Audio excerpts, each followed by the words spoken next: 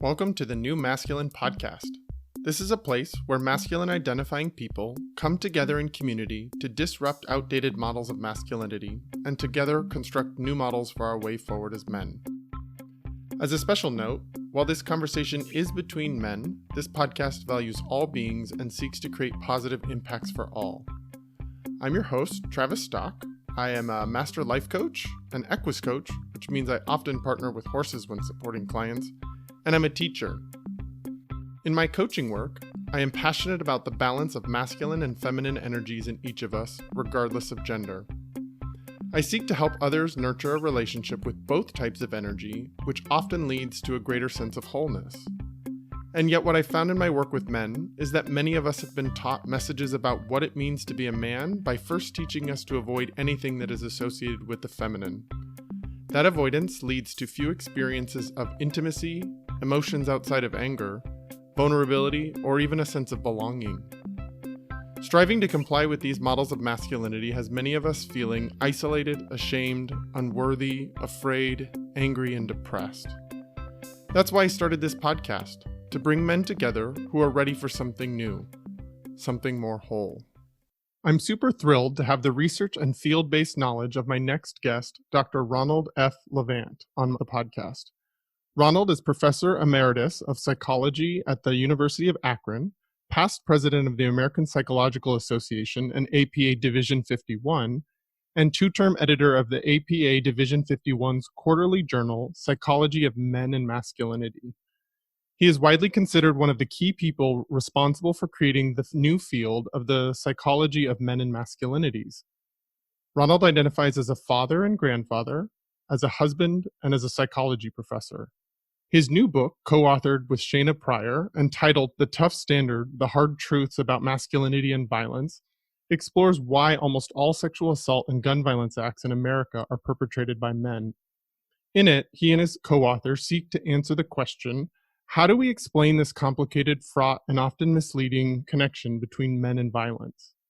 The relationship of violence and power to masculinity has been discussed in several episodes of this podcast, and now, with the help of Ronald, I hope we can have a clear understanding of some of the detrimental effects of traditional masculinity. And now, please welcome to the New Masculine, Dr. Ronald F. Levant. Welcome, sir. How are you? Thank you, Travis. It's good to be here. I'm fine. I'm so glad to have you on here. This is feels really special to have another professional with as much background in research and in psychology to help us sort of add another professional element to this podcast. We've been having a lot of personal conversations and personal experience conversations, but it's nice to be able to actually look at what the research says to help us dive into this topic a little further. Is there anything else about yourself that you would like people to know before we jump into this conversation? I think you've covered it very well, sir. Okay, great. So the way that I typically handle this is to sort of, you've got all this professional experience behind you, but I'm actually really curious to start in some of your personal life. What are some of the early stories you had about what it means to be a man or what masculinity is? And how have those ideals and your relationship to masculinity changed over time? Well, I grew up in a working class family. My father was an immigrant, had an 8th grade education, and the fathers of most of the boys I knew worked in one of two factories in the town. And my father had been in the Navy, the construction battalion, and he learned a trade, which put us kind of a tier above assembly line work. And so he was a printer, and later a small businessman. He later owned his own print shop. The town I grew up in was also largely anti-Semitic, and my family was one of about a half a dozen families in the town that were Jewish. I know this because there was no synagogue in that town, and there was one in the town next over, so I would see the kids at Hebrew school. And so from a very early age, I encountered violent masculinity, actually from the age of 5, and had to learn to defend myself, had to learn to become a tough boy, just simply get through the day. I absorbed a lot of the culture of traditional masculinity, and it really wasn't until I was at college at Berkeley in the 60s, and I was a member of a civil rights organization, Congress on Racial Equality. And one day, all Berkeley had a lot of student or political organizations, and we all had offices in the student union and things like that. And one day, the women in Core at a meeting said, you guys write the speeches and write the articles in the newsletter, and we make the coffee and type the mimeographs to print the newsletter. Well, that's all going to change. From now on, we're going to give the speeches and write the articles, and you guys are going to make the coffee and type the memos. And I thought, right. that is really smart. Here we are, an organization fighting for equality for Black people. And why shouldn't we also be considering equality for women? So it kind of was my first introduction to feminism and the notion of sexism and all of the concepts that kind of, I think we're all very familiar with today about patriarchy and male dominance and things of that nature. But it just got me thinking, and that, and I've been thinking about that ever since, really. Not that particular episode, but about masculinity and how it functions. I know one of your most important identities that you sort of listed for yourself as being a father and a grandfather. I know that many men find out even more about masculinity when they become fathers. Their relationship to masculinity can evolve and change. How did being a father shift your perspective on masculinity? Well, I was a divorced father. My first marriage fell apart after 5 years. We were both too young to get married, too young to be parents. But the subsequent kind of relationship involved my visiting my daughter in New York on the weekends and then having her live with me during the summers in Boston. And during those, at the same time as I was doing this, I was an assistant professor at Boston University in counseling psychology who held himself out to the world as an expert on the family. And I was doing research with parents and leading parents groups and things of this nature. And inside, I felt, kind of like an imposter, a wee bit fraudulent that here I am, trying to help parents be better parents while I myself considered myself pretty inadequate as a father. I really had very few ideas as to how to manage my daughter's behavior, which were complicated, of course, by the divorce and her feelings about that. And I struggled with this in a traditionally masculine way, which is suck it up and just keep doing it and don't complain and never reveal your vulnerabilities, until 1979, when I saw the film Kramer versus Kramer. For your audience, this is a film in which Meryl Streep and Dustin Hoffman portrayed a couple undergoing a marital breakup. Mrs. Kramer, portrayed by Streep, announced one day that she was going to go to California to, quote unquote, find herself. That was a thing back then. I guess if you wanted to find yourself, you had to go out to California. I'm a life coach. I'm surrounded by people who are trying to go find themselves, and California still is a destination for that. I didn't realize it had such staying power. Yeah. Mr. Kramer, portrayed by Hoffman, exhibited some of the same inadequacies that I felt about myself. And this kind of started a slow moving epiphany. I mean, it wasn't like bang, but over weeks and maybe months, I started to think that maybe it's just not I'm such an inadequate father, but that men of my generation were not prepared for an involved fathering role. And I thought about my own father and how little I had to do with him, except when I did something wrong, in which case he would discipline me, quote unquote. And the only time I remember him spending time with me and my younger brothers when he assigned us a chore, like cutting the grass or something like that, and he would supervise. And I realized that, my generation simply wasn't prepared for the kind of involved parenting roles that many of us had, following the divorce revolution and kind of the changes in women's roles that was going on in the 70s and 80s. And so I began kind of reading up, being an academic, I wanted to see what's known about father education, and came up empty. So with a graduate student, Greg Doyle, who was also my running partner, at that time I was running marathons and we were trained together, came up with this idea for a fatherhood course. And the kind of stars aligned for a variety of reasons, but I was given an incredible opportunity to run a project out of BU and get release time and a grant, which I called the Fatherhood Project. And we began offering courses, 8-week, they were non-credit courses to the public, not to students at the university, on how to be a better father. And at the time, this was like 82, video was like the coolest thing. So with my grant, I bought more video equipment than any sane person would ever want, and filled a room with, I had 3 cameras, 3 microphones coming down out of the ceiling, several decks, special effects generators, all the bells and whistles.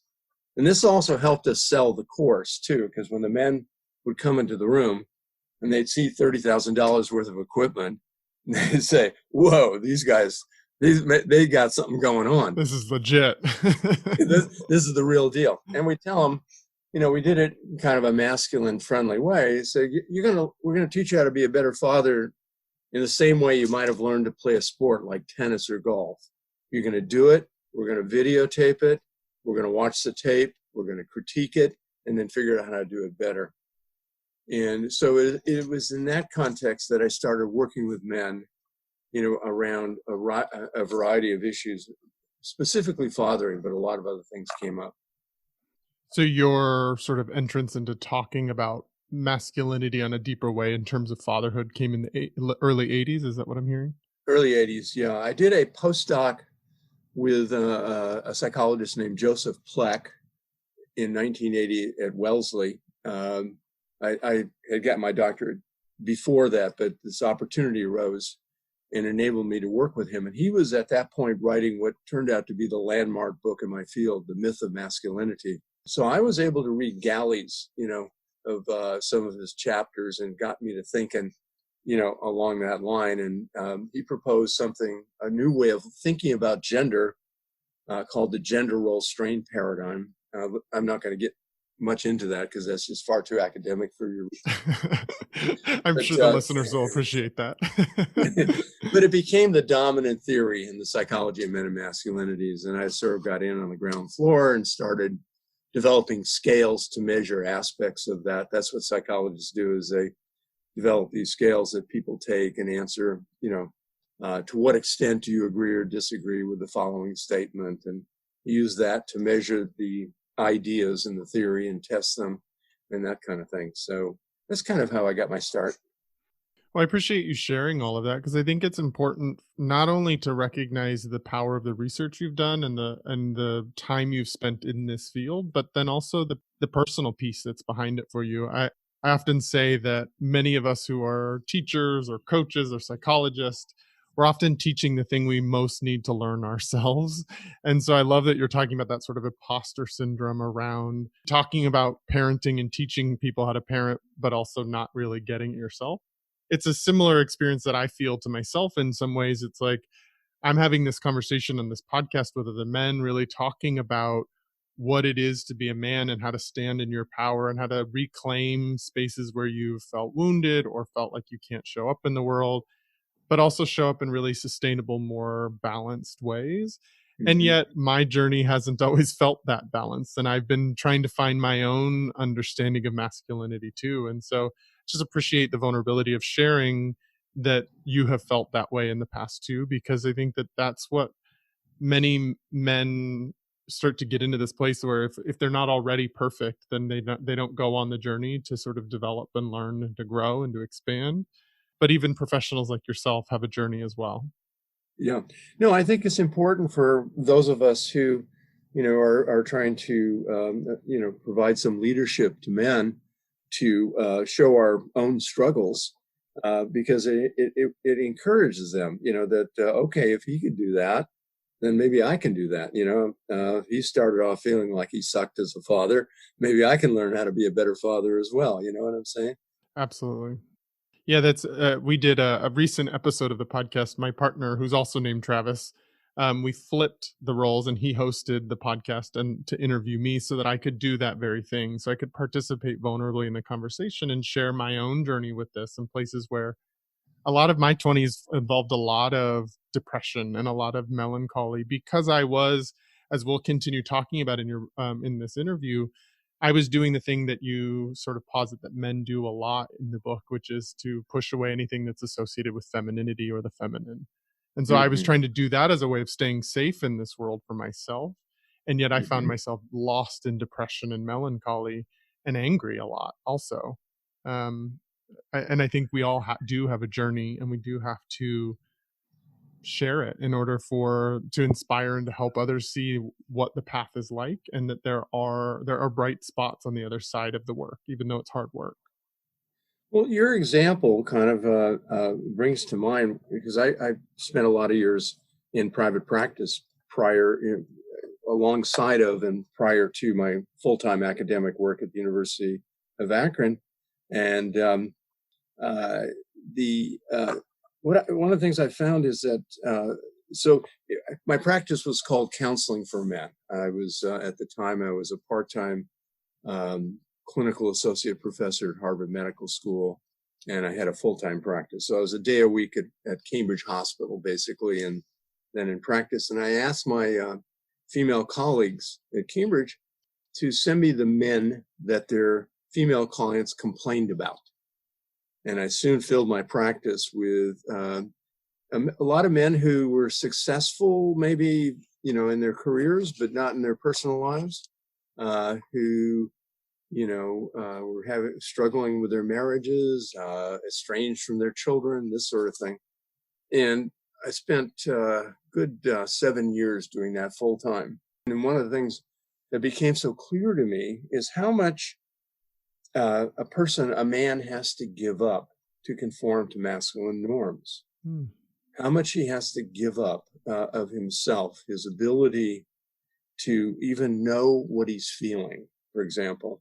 So many of the men that I treated could not give a good account of their inner life. And I did a fair amount of research on this, and there's a clinical term, and I'll just say it once. It's called alexithymia, which translates as without words for emotions. And men have this condition more often than women, and it has to do with a masculine norm of restrictive emotionality that boys are socialized to suppress the expression of vulnerable and caring emotions. You remember big boys don't cry. Or if you I'm don't very familiar. Yep. if you don't stop crying, I'll give you something to really cry about. I mean that. Hmm. So many of the men that I work with, had this inability to put their emotions into words, and I developed a cognitive behavioral approach to treating this as part of therapy. I called it alexithymia reduction treatment. That's what I have to say for my colleagues. Ability, you have to have a Greco-Roman word in there somewhere. But basically, it was a fairly simple program in which I would first, kind of work with the men to develop words for emotional experiences, develop a vocabulary. And then I would teach them how to read the facial cues and vocal cues in other people. How facial expressions convey joy or sadness or anger or grief and so on. And then I would have them keep an emotional response log where if they, and many of the men would not actually experience something as an emotion, they'd experience it in their body as some kind of tension, tight band across their forehead, butterflies in their stomach, something of that nature. I'd say, when you're experiencing something that you think might be emotion, stop, write it down, then ask yourself the question, who is doing what to whom, and how does that affect me? And then stop and go back through your list of vocabulary words and see if you can find a word or words that express what you might be feeling. So it was a very elementary kind of process, and giving men an ability to talk about their inner experiences turned out to be amazingly powerful for a lot of the men I treated. Mm. Man, by the way, most of my clients were sent. They didn't wake up one day and say, "Hey, I've got alexithymia. I better call Dr. Levant." Sure. Sent by the courts, by their spouses, by who? By all of the above, employer, most often by spouses or partners. That's a similar way that I receive male clients. Is I get a lot of women in the coaching world that I'm a part of, and women clients that are saying, "Hey, will you coach my son? Hey, will you coach my husband?" Yeah, it's rarely the men that come and start to seek it out themselves first. Exactly, and oftentimes the men go under duress. Either you go, or we're through. Mm-hmm. I mean, and that's not as you know, as a coach, that's not the ideal space in which to begin a trusting therapeutic relationship. No, definitely not. So you got to work on that one. Yeah. But I recall I actually made a video of this case, a father, got to be, who was very alexithymic. He never cried. Last time I asked him, "When's the last time you cried, Raymond?"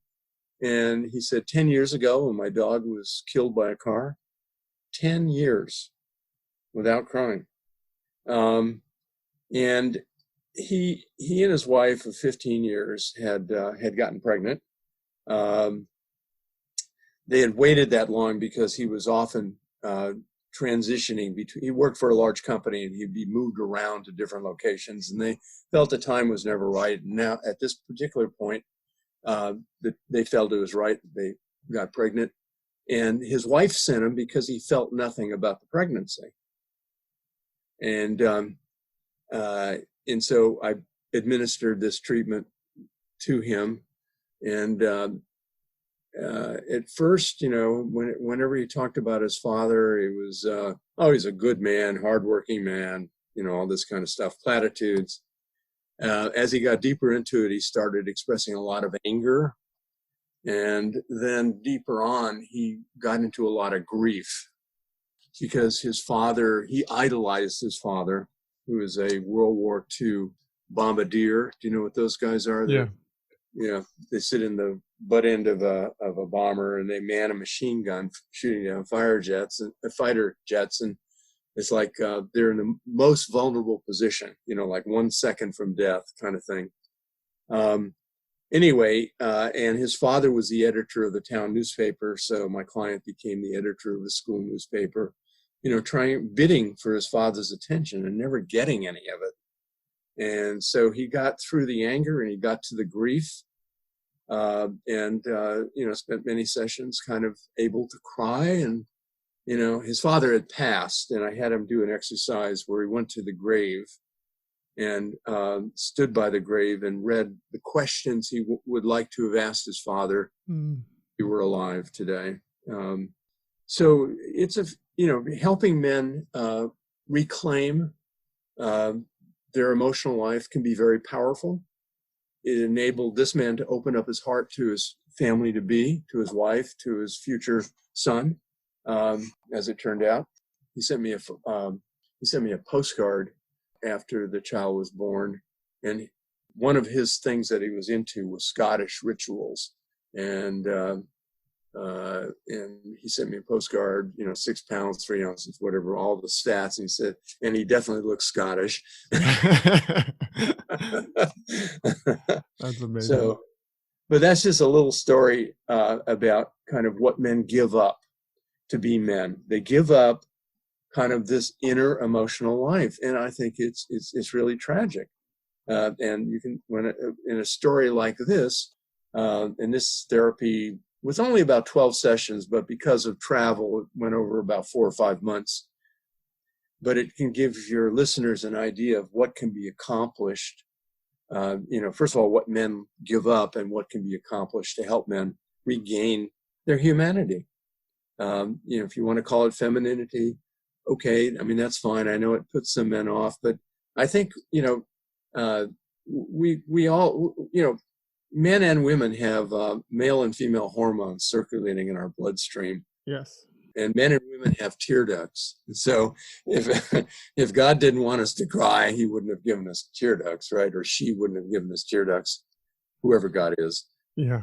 I so appreciate you bringing this up because I think it is such an important thing to highlight, and it's something that I try to bring throughout the work that I'm doing in this podcast is you don't live in this culture as a man, and you don't be socialized in this culture without being reticent to express emotion. You can't come out of this without having some level of emotional suppression and rejection as a part Right. of it. And I think that that's important for us to all know because even myself I was a very sensitive little child. I was emotional. I am still very sensitive and emotional.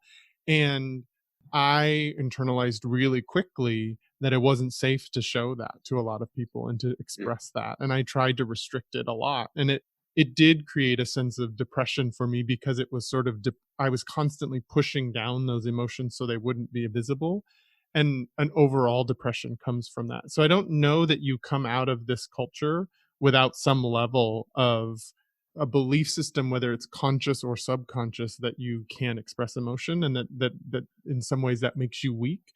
And so I really appreciate you bringing that up because it's something that I'm encouraging a lot of men to do, is to do the exploration that you're talking about.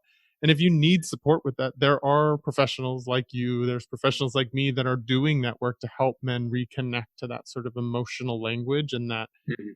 connecting the mental realm to the heart realm, the mental Yes. realm to the vulnerability to the emotion.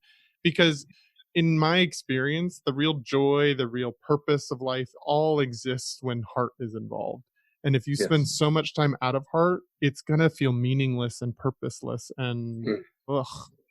Well, it's even worse than that, Travis. Because one of the most effective ways we humans have of dealing with stress is to talk about what's bothering us with another person.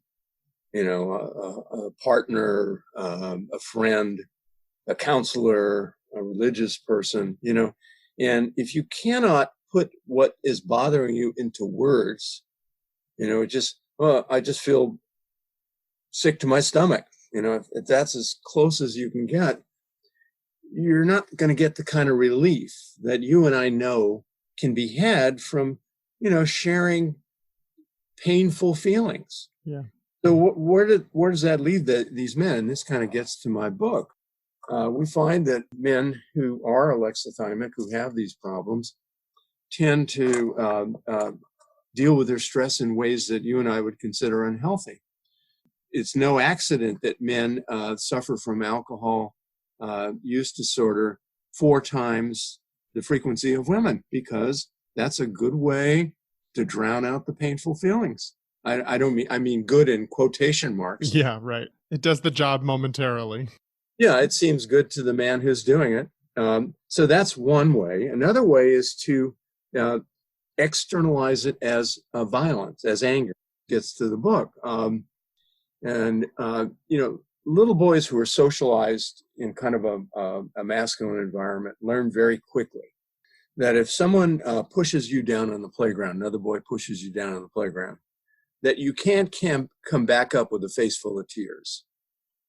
You have to come back with your fist balled and ready to sock them. As a boy, my motto was hit first and hit hard. And that was how I got through childhood, really. And so, fast forward 20, 25 years, and the man, feels like he's been attacked. He has this kind of built-in way of dealing with it, which is to get angry and aggressive and even violent. And, this is kind of the heart of what I talk about in the book, which is, there's a lot of research connecting masculinity to violence, but from just kind of an experiential psychological level, I want listeners to understand that the inability to put emotions into words and to talk about things that bother you can lead to violence. It can also lead to sexual coercion, because many men who are alexithymic and don't have good ways of relieving their sadness, bitterness, hurt feelings. We have kind of an epidemic of porn addiction in this country. Porn is, as anybody knows, is 2 clicks away on your computer. And, I have a lot of colleagues who treat men who are porn addicted. And what does pornography and compulsive masturbation do? Well, it provides, like alcohol, a relief from immediate pain, but it distances you from, if you are in a relationship, it distances you from your partner, because you're privately, having sex rather than making love with a person you love. I mean, you see the difference in what I'm talking about. So those are some of the reasons why we take so much away from men by forcing them as boys to be masculine. Yeah, thank you for pointing that out, the real consequences of that, because I think in some ways it happens so gradual over time where we as men just start to internalize that we shouldn't feel our emotions, and it's slowly adding to this equation that it gets bigger and bigger and bigger. And the real consequences can be violence, can be sexual coercion, can be sexual dysfunction in many ways. And so it's not just I didn't tell somebody I was feeling, I didn't show at that moment. As that momentum gathers and as that starts to become your way of operating in the world, it does have real life consequences. Absolutely. And another thing that comes with masculine socialization is a difficulty in being empathetic with another person. Now, empathy is kind of complex from a psychological point of view. We divide it up into a cognitive and an emotional aspect. And we psychologists make everything very complex. Yeah, totally. But the cognitive aspect is being able to see something from another person's point of view. And studies have been done show that men and women are equally good at the cognitive aspect of empathy. But men and women are very different when it comes to the emotional aspect of knowing how another person feels. And I think that has to do with alexithymia, because if you don't know how you feel, how can you vicariously experience another person's emotion? And anybody who's been in a relationship for any length of time knows that empathy is the lubricant of relationships. It's the currency. My wife, so we're living in this pandemic, and she took a risk to go to a store she's searching from, and it was a frustrating experience. And I, 5 or 10 minutes talking to her, hugging her, and we've been married a long time, but this is what relationships require, an ability to empathize. Empathy is considered by many people a feminine trait. And one of the masculine norms is to avoid all things feminine. And this actually plays a role in sexual coercion. I'd like to take a moment to kind of explain that. Yeah, please do. It's a fundamental norm of masculinity to avoid anything that hints of the feminine. And that includes girls when you're a boy. When I was a boy in elementary school, we would stay away from girls. They'd play over there with their dolls, and we'd play out in the field with the basketball and that sort of. And we would probably each side said the other side had cooties. That was the big thing. You didn't want to associate with girls because they would give you cooties, whatever they were. Meanwhile, I'm the boy that always wanted to go play with the girls and didn't feel like I was allowed to. Yeah. So boys go through, elementary school, pretty much separate from girls. And most boys, unless they have a sister or cousin, rarely get to know girls as persons. And that is to understand, that they think like you do and they feel, and, the kind of thing that, children share with each other as they get to understand their friend. So then in middle school, the hormones surge and suddenly they're in puberty and they're thinking about sex, and they're suddenly looking at girls as sex objects. So they skip an entire phase of learning about girls as persons and suddenly jump to learning about them as sex objects. And with that comes a very large scale pattern of male objectification of women. That is kind of ogling women's bodies. I'll give you an example. I was treating a couple, middle-aged couple, academics, highly educated, and the wife would complain that when they're out in public, her husband would ogle women, basically, and just stare at their breasts.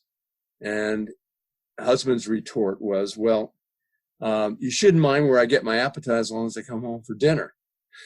Wow. That's quite a response. And they described an incident, which is, I think, typical of ogling. They were in a large public space, and a young, buxom woman crossed his visual field. And as the wife described it, his head swiveled like the exorcist as he followed and tracked her, across this space, all in her presence. And, the trick was to get him to see how that made his wife feel. And that was hard. But it illustrates how men feel entitled. Many men feel entitled, heterosexual men, obviously, feel entitled to stare at women's bodies and to objectify them. And objectification, I think, plays a big role in sexual coercion, because objectification is you look at the person only as a sex object and not as a person. You don't consider their humanity. And if you can think of another human being only as an instrument of your sexual pleasure, then if you have violent tendencies, it's a short hop, skip, and a jump to sexual coercion. Yeah. And a lot of men find themselves in sexually coercive situations to their surprise. There was a case of Aziz Ansari, the comedian. The comedian, where a woman, Grace, I think was her name, wrote a blog about how she had been coerced by Aziz. And to him, he thought it was mutual. He literally thought it was mutual.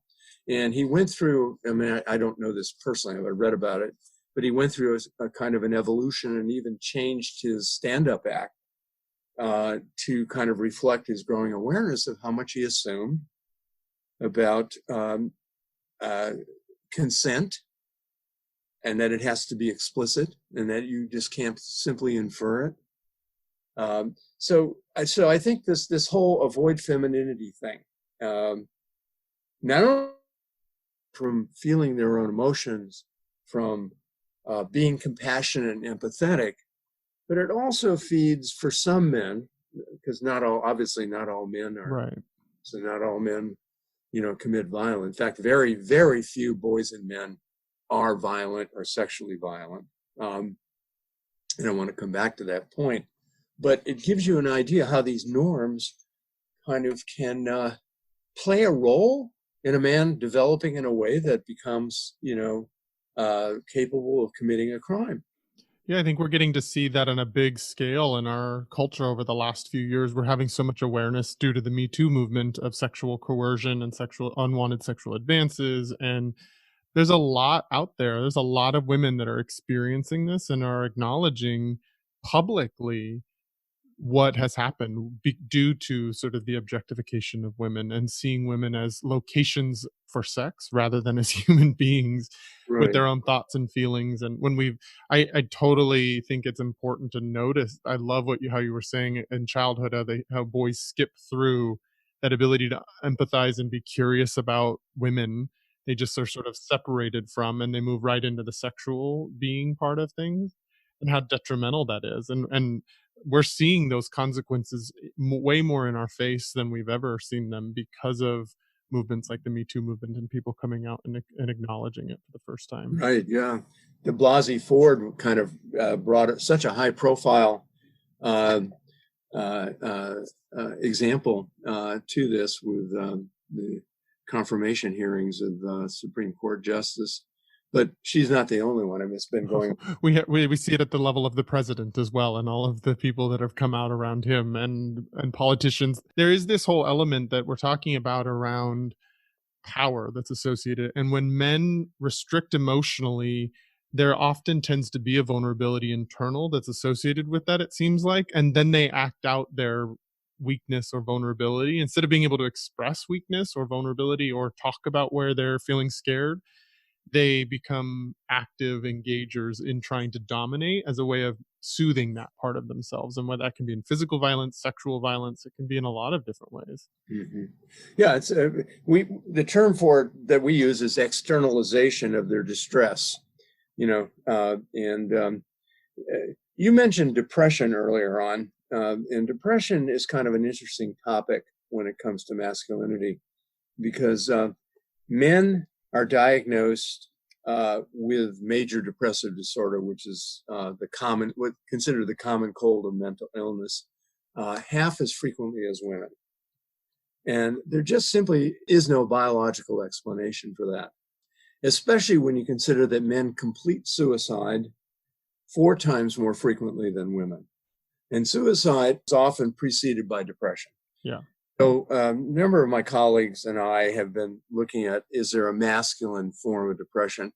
It's very hard to research it because there are no biological markers for depression. It'd be great if there were, and then we could develop a scale and see if it correlates with whatever hormone circulating in the blood, but there just simply isn't that. So we've theorized that masculine depression really consists of, kind of externalizing one's distress in one way or another, or essentially anesthetizing oneself against the distress through alcohol or other drugs or porn. Depression is, is an important topic. And a lot of my colleagues will work with a man who might have a substance use disorder or, being referred for being argumentative and provocative and getting into fights, and try to look at that man as possibly depressed, and expressing the depression in a non-prototypical way. I mean, he will not meet the criteria for DSM-5 for major depressive disorder because most of those criteria reflect a violation of masculine norms. Feeling guilt, feeling sadness, feeling vulnerable, feeling lethargic. None of that is very masculine. And so much of diagnostics around depression has to be through self-reporting, correct? Right, exactly, yeah. Because there's no biological markers. And so when men are not reporting that, when they don't even have language sometimes to describe the fact that they're feeling that way, right. It leads to the underreporting of male depression. Underreporting, undertreating, and maybe even mistreating. Let's take alcoholism, for example. This is a chronic relapsing condition, as I'm sure you know, and more men suffer from it than women.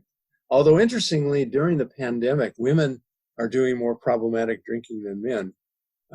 Don't know why that is, but the pandemic is screwing everything up. I mean, it's just everything's turned upside down. That's for sure. Exactly. But the usual treatment for some kind of substance use disorder is usually group psychotherapy and involvement in some kind of 12-step program, whether it's AA, NA, or rational recovery, depending on the person's preferences. And if you do that, you're really not getting at the source of the problem, because we know that one of the best ways to treat depression is cognitive behavioral therapy that involves examining these automatic thoughts that depressed people have toward themselves that are highly negative and repetitive and so forth. So, if you're putting this guy into a 12-step program and you're putting him into group therapy, group therapy with men who are substance use disorders tends to be highly confrontive. Mm-hmm. I don't know if you've done that kind of work. Totally, they are, yes. Okay, yeah, and I have, and the men are tough with each other because they're tough and they have high impact. It's not gentle or kind or sensitive in its approach usually. Exactly, and it really doesn't get at what, if it is depression, what is really that central problem, which are these automatic thoughts like I'm a piece of shit, or I'm a jerk, or I'm a this, or I'm a that that depressed people continually tell themselves. Yeah. But I think that it's really important that we start to really look at what male depression actually looks like and what are the consequences, because it's one thing to treat the effects of the depression, like the alcoholism, like what are the consequences that are down the road from Mhm. the source, or you can actually treat the source, which is the depression, and Right. actually start to make some movement there, which then creates positive impacts down the line. Exactly. Exactly. Something you've been talking about, we've been talking about, is sort of the one of the in your book you talk about 7 specific norms of masculinity, and the one we've been talking about mostly is the avoidance of femininity. I kind of wanted to get on this episode just the other ones, because it's not something we've sort of really fleshed out on the podcast so far. So on page 25 of your book, you talk about that the 7 norms of masculinity include avoidance of femininity, negativity towards sexual minorities, self-reliance through mechanical skills, toughness, dominance, the importance of sex, and restrictive emotionality. Are there any of those also that you see as high markers of sort of problematic things for men?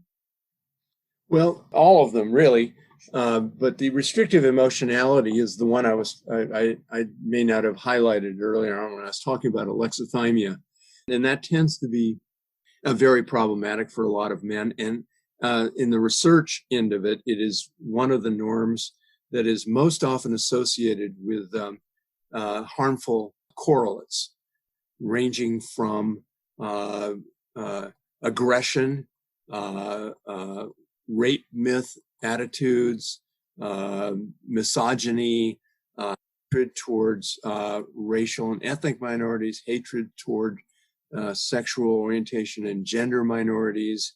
It tends to be a bad one, basically restrictive emotionality, and associated with a lot of uh, other kind of traits, if you will, that are problematic and related to violence.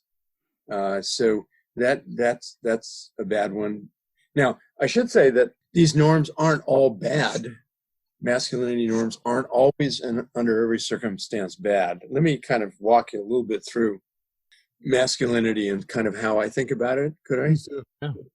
Yeah. So masculinity is, in the way psychologists think about it, is not something biological. It's not, doesn't come with a Y chromosome.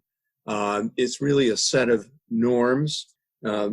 People, know about social norms. We observe social norms all the time in terms of how close we stand to people, holding doors for people. We have a whole range of social norms. They're not laws, but they're kind of unwritten rules about how we conduct ourselves in society. And we also have a set of gender norms, which is how men or women are expected to think, feel, and behave. And those are the norms I mentioned. So these norms are problematic in 3 ways. The first way is that virtually every boy in our society is made to feel that they're obligatory, either in their homes or certainly when they start school through their peers.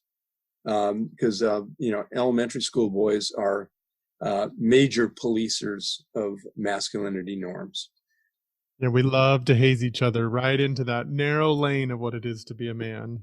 Exactly. The second reason they're problematic is that they're instruments of masculinity is an instrument of oppression. Because most people think of gender as a binary, which we now know it's really not, but most people conventionally think of gender as male, female, okay? Man, woman. And so to be masculine is to not be woman. That's where the avoid femininity norm. And therefore, women are placed on a lower status level than men in the masculine hierarchy.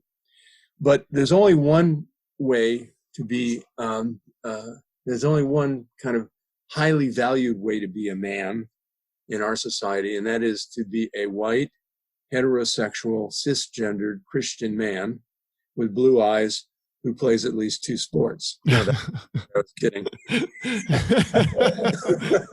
That's not required, but it's highly valued for sure. Yeah. But up to the blue eyes part. And so what it does is it marginalizes racial and ethnic minority men, sexual orientation and gender identity minority men, as well as women. So it oppresses people. The third way masculinity is a problem is that 40 years of research using various scales that psychologists construct to measure masculinity in various ways are associated with hundreds of harmful outcomes. And I mentioned some of those earlier about rape myth acceptance and aggression. They're also associated with men's poorer health habits. And we're kind of living through a pandemic. And as I'm sure you're aware, men are getting the more serious infections and they're dying at a higher rate than women. And I actually am launching a research project to look into that. But, based on the prior research on men's health, it's my hypothesis is that men are getting the more severe infections and dying more frequently because of poor health habits. One of my colleagues, Will Courtney, did a study finding that men engage in about 30 preventable behaviors that form a risk to their health. So this is another form of violence. This is violence that men do themselves. To be masculine means, well, you only go to the doctor if you just can't get out of, if you're, seriously ill. Now, think about that in the current COVID environment. We know that if you wait till you can't breathe, you're destined for the ICU and a ventilator. And we also know that only 20% of people who go on ventilators survive. Right. You wait till that point, you're signing your own death warrant, buddy. Right. That's the violence towards self. It's not the inability to go receive treatment and help, and then you set yourself up for more challenging health consequences. Exactly. And men's poor health habits also contributes to their greater vulnerability to the pandemic through the fact that men have greater morbidity than women due to poor health habits, particularly cardiovascular and respiratory morbidities. And we now know too that in addition to age, these kind of morbidities also potentiate a more severe illness and death. So those are, and also I saw a study on WebMD, which is a great website for following the epidemic, that a survey of men that men refuse to wear a mask because they think it's unmanly. Mm-hmm. So there you have it. The health habits that masculinity requires. Well, in 1978, a very far-reaching psychologist named James Harrison wrote an article in the Journal of Social Issues titled "Warning: The Male Sex Role May Be Dangerous to Your Health." And he was right. Well, there's two things that I'm hearing you talk about that I really want to sort of highlight. The first one being that I think many people would make the argument, especially around that sort of restriction of emotionality piece that is one of the norms of masculinity, is that, well, maybe that's just biologically men are less emotional. And yet what I think I read in the book is that are studies done where actual infant baby boys end up crying more often than female babies do. And it is through socialization that we learn how to restrict emotionally. Is that true? That's true. And it's a very interesting story. I got curious about this when I was running the Fatherhood Project.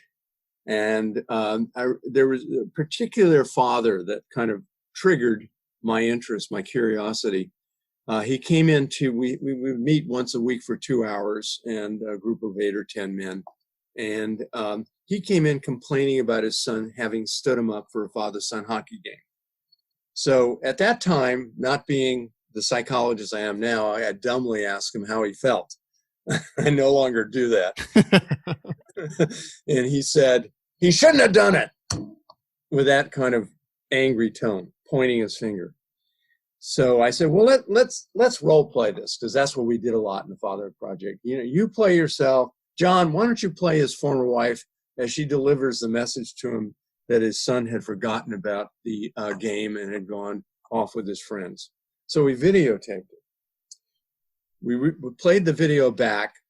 The man's shoulders slump as he receives the news. His face falls into a frown, So I say, look at yourself in the monitor. what were you feeling? His response, hand on chin. I guess I must have felt disappointed. That's it, disappointed. I thought to myself, I guess I must felt that disappointed with this much coaching. How might a woman react to an analogous situation like her daughter standing her up for a shopping date? Well, at first I was surprised. It's not like her to act that way. And then I was worried that maybe she was mad at me and this is her way of showing it. And then I was disappointed and annoyed because I built my whole day around this and now it was ruined. Surprised, worried, disappointed, annoyed. I guess I must have been disappointed. So I said, there's got to be an explanation for this. And I was aware, because I trained in my doctoral program as a child clinical psychologist. So I knew a bit about developmental psychology, had to. And so I went to a section of developmental psychology called emotion socialization, which is studies how children are socialized to express their emotions. And there's a fairly good literature on that. And basically, it showed a very interesting thing, that neonates, boys are more emotionally expressive than girls. Now, neonates do two things. They cry and they sleep, basically. But boys cried more frequently and were more fussy at the neonate level. They kept up their greater emotional expressivity through 1 year of age, through observational studies in the home, where parents and children were videotaped. There used to be a lot of money for those kind of studies, not anymore. But researchers like me would set up video cameras in the house, and then they would analyze and code the tapes. And but then things start to change at 2 years of age, that boys become less verbally, and these are all based on a number of studies. Each point I'm making is not just a single study, but that boys become less verbally expressive of emotions at 2. And then between 4 and 6, a really interesting thing happens, is that boys lose their facial expressivity. And this was done by a very interesting experiment by a guy named Ross Buck at the University of Connecticut, where he had boys and girls 4 to 6 years of age being shown emotionally stimulating slides. And the mother of that child was in the next room watching the child's face on a monitor. And the dependent measure in the study was, could the mother guess the slide shown to her child by watching her child's face? I thought that was brilliant to figure that all out. And what was shown is that at 4 years of age, mothers of boys and girls are equally accurate at identifying the slides. But as the children aged, mothers got less accurate with boys, so that by the age of 6, mothers were very inaccurate as to what slide was shown to their sons. And so when I tell this story to my students, I ask them, so what's going on with boys between 4 and 6? They're going to school. Yeah, they're starting to be social beings. They're being socialized by their peers.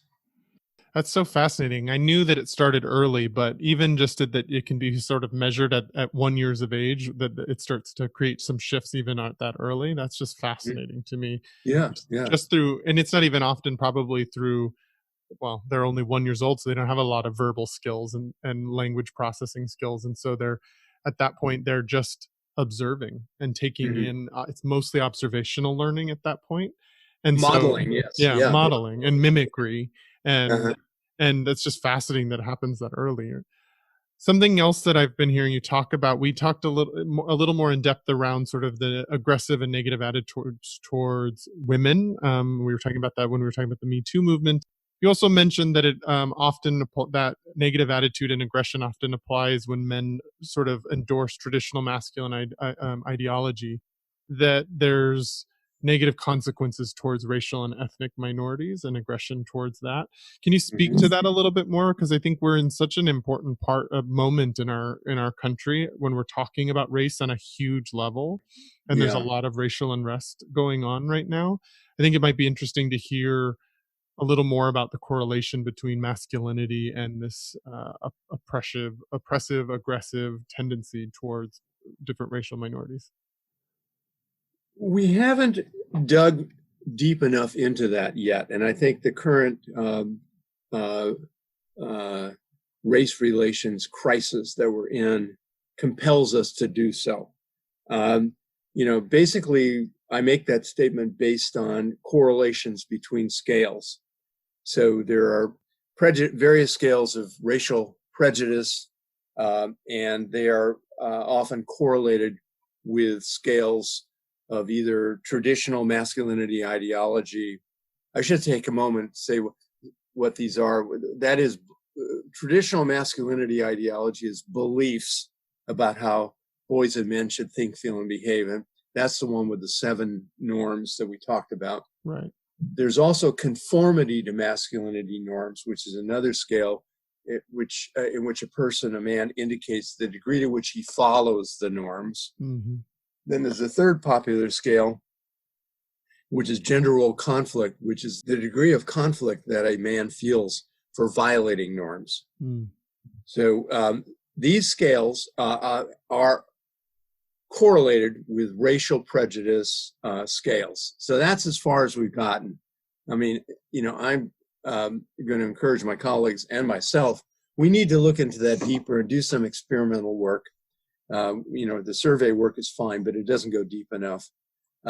We did a study, one of my PhD students just finished this study where she was able to use an experimental paradigm to find an association between sexism and sexual prejudice. This is, I don't want to get too technical, but this is the implicit attitudes test, which measures unconscious bias. And we need to dig into that in relationship to masculinity more to understand at a deeper level why it is that we're finding these correlations between men who score high on masculinity scales who also score high on racial and ethnic prejudice scales. So I'm kind of acknowledging to you that's an area that's open for investigation. Yeah. And I the current crisis compels us to do that research. I think it's interesting as you're talking about looking at the sort of field of psychology in terms of this concept that we're talking about as a culture about like institutionalized racism. Even the field of psychology has been through its own journey of ferreting out the sort of institutionalized racism and sexism and homophobia. There's like most of psychology started thinking about white cisgender men. It was all about there. And then we start to bring in, there's differences between men and women, and we start to explore that concept. And then we start to for a long time, homosexuality was considered a mental illness, and being trans was too. And it's evolved now to not being a diagnostic part, a diagnosis within the DSM-5. And so in many ways, this sort of evolving belief systems and research to match the current moment is proof that we are evolving and sort of needing to look at, like you're saying, at this current critical moment. It's imperative that we start to actually really look at the racial inequality piece of things and how that affects the psychology of people, and look deeper than we have been. It is very interesting. Some of the iconic studies that have formed the canon of developmental psych and personality psych were done. These are longitudinal studies that followed boys for 50 years. And were enormously expensive and difficult to conduct. But they basically, focused on white men. One of a psychologist wrote a book called "Even the Rat Was White." That's amazing. So psychology,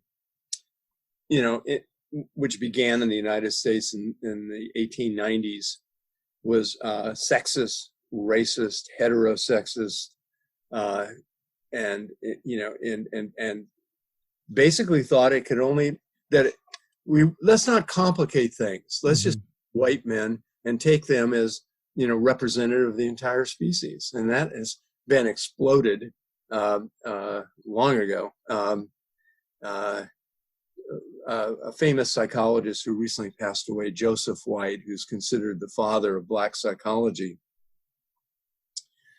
famously stormed an APA Board of Trustees meeting I think it was in San Francisco. It was around testing and tracking, and seriously challenged the board of directors of APA at the time around race issues. And it's taken a while, but I think the American Psychological Association now has, I think, has a much more multicultural, complex view, and understands, sexual orientation as normal human variation, and race is kind of a social construct that is not imbued with these attributes that racists imply, that somehow there's an inferior race.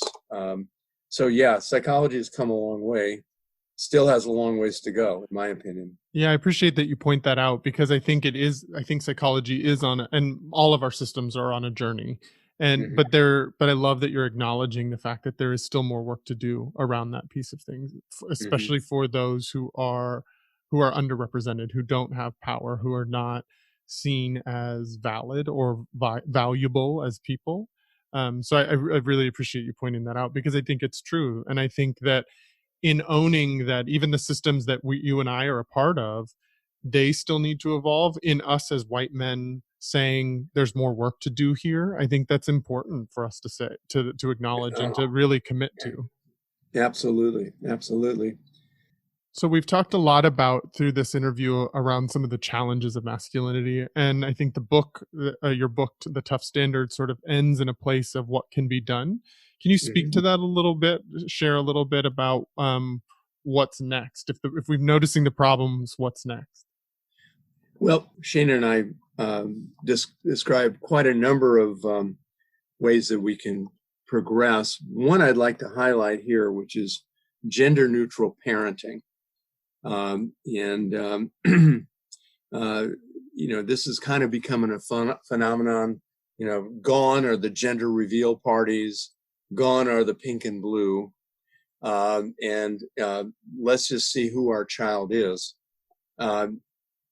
I encourage this in parents. I encourage fathers to take paternity leave, to bond with their infants by bottle feeding. That has been shown to be a very powerful way for fathers to bond with their children. I encourage parents to recognize that their child has a very unique personality. And maybe some of that your child's traits might match the masculine norms, and maybe some of them might actually contradict the masculine norms. You might have a very tough boy, but you might also have a very sweet boy. And to recognize that, kind of forcing your child to conform to these masculinity norms is doing harm to his personality. We have a theme in Western civilization that goes back to the Greeks: to thine own self be true, or be the self that one truly is.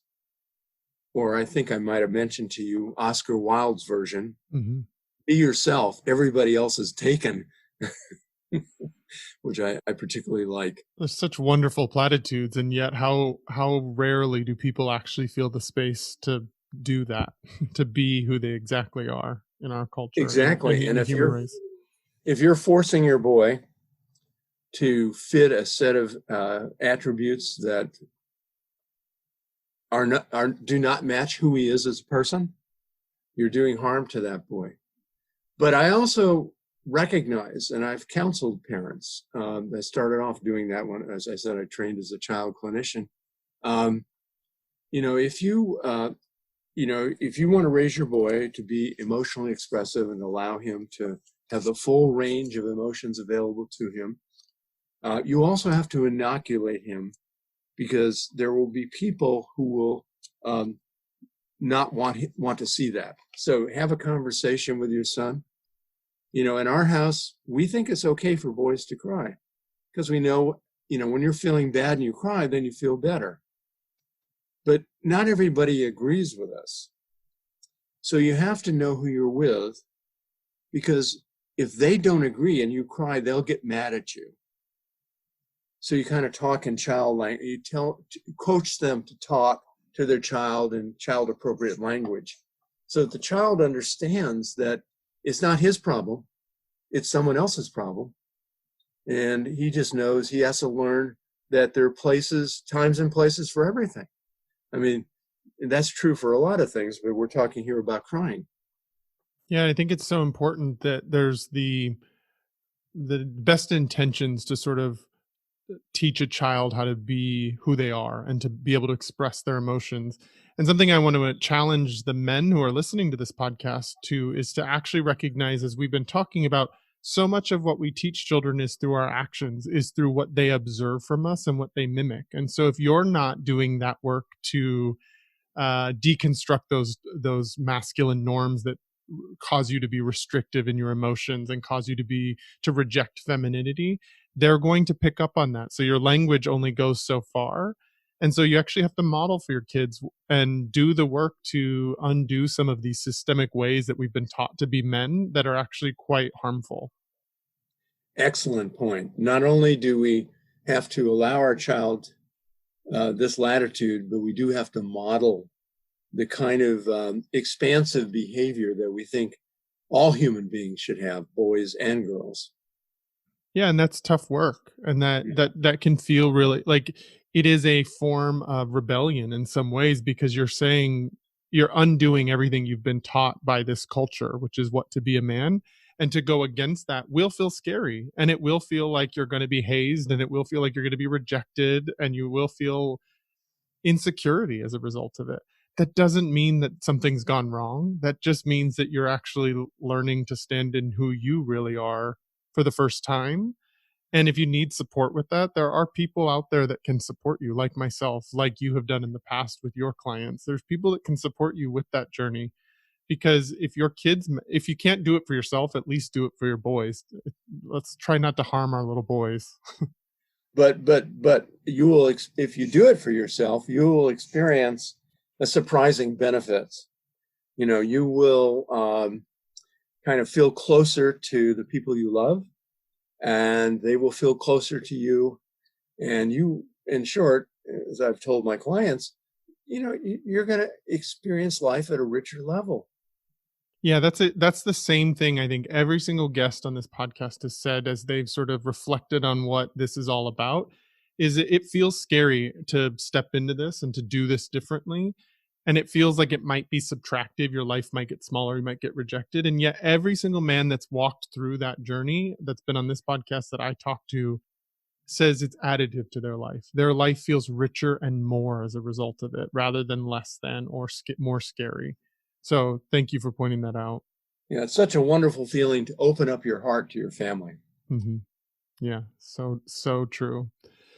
Well, it's been such a pleasure to talk to you. I'm so grateful that we got an opportunity to talk about your book and to sort of share from more of a academic and research-based perspective what are the challenges of masculinity and what gets in our way. And I think something I would like to leave with was a quote from your book. It started the chapter 4, and it says, over 4 decades of research in the psychology of men and masculinities shows that masculinity, measured using well-developed scales and good psychometric properties, is overwhelmingly associated with harmful outcomes for the man himself, for those close to him, and for the society at large.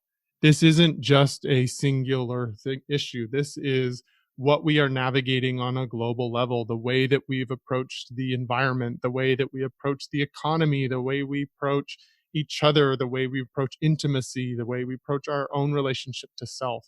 It is a vast systemic issue that we're talking about. And it's not just us saying that, that's what research shows. And I think it's really important for us to acknowledge that there is a real problem that's associated with traditional certain forms of masculinity. Doesn't mean that being a man is a bad thing, and it doesn't mean that all characteristics that we associate with masculinity are bad, but we do have to take a critical look at this because it is causing some real harmful effects in this world. And that's a great way to leave this, indeed. Yeah. So if people wanted to find your book or wanted to know more about the work you're doing, how might they get in contact with you, or how might they find you? Well, the book has a website, thetoughstandard.com, and there's a lot of information there about the book if they want to kind of go to that. And then I have a research website that probably most of your listeners would find far too geeky and nerdy, but it's drronaldlevant.com. This is where I communicate information. I function largely as a scale developer. I mentioned that that's one of the fundamental things that psychologists do is try to measure psychological characteristics, and I've done quite a number of them. So I make my scales available through my website and the research that supports them, and people can request. These are other scholars can request the use of scales in their own research. So that's drronaldlevant.com. So if anybody wants to kind of get into that aspect of it, that's available to them as well. If people want to connect with me, you can go to my website at travisstock.com. You can go to my Instagram at travers03, or you can reach out to me directly at my email, travisstock03@gmail.com. If you are one of those men that are listening and you are contemplating wanting to do some of this work to undo the socialization you've received around masculinity, that's what I'm focusing on in my career. That's what I'm focusing on with my business. And so if you are wanting support, please do reach out. I want to support other men who are ready to do this work and that are they're curious and interested about the value that is beyond what your masculinity tells you need to be.